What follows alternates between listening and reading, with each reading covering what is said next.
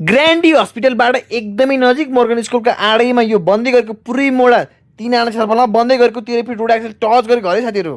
Totally पुरै मोडा रहेको छ भने सबै वास्तु अनुसार मिलाएर बनाएको साथीहरू। बिहानदेखि बेलुकासम्म मजाले घाम लाग्ने, प्राइस पनि एकदमै अफोर्डेबल, ब्याङ्किङ फेसिलिटी चाहियो भने त्यो पनि हामी एभाइलेबल गरि नै हाल्छौँ। टोटली सेमी फर्निस फर्ममा पाउनुहुन्छ।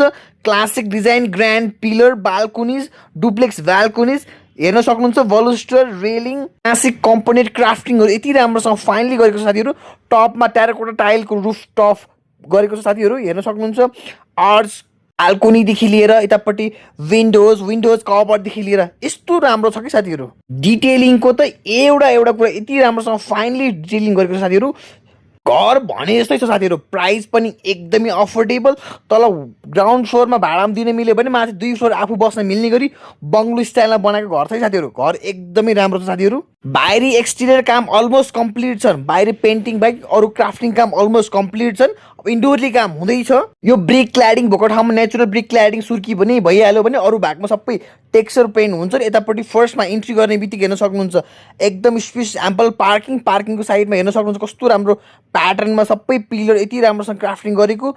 यस्तो राम्रो स्पेसियस एम्पल पार्किङ, जति ठुलो गाडी आए पनि अट्ने, डबल क्याब टिभी जुन गाडी आए पनि मजाले अट्न सक्नुहुन्छ। अब हामी भित्र इन्ट्री गरौँ। भित्र इन्ट्री गर्ने बित्तिकै यतापट्टि मजाको चाहिँ पार्किङ स्पेस त तपाईँको इनफ, जति ठुलो गाडी आए पनि अट्नै हाल्छ साथीहरू।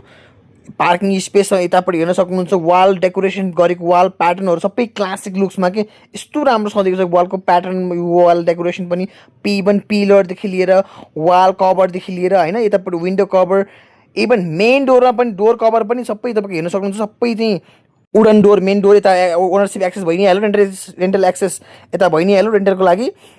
यतापट्टि विन्डो कभर हेर्न सक्नुहुन्छ, सबै क्लासिक स्टाइलमा विन्डो कभर गरेको।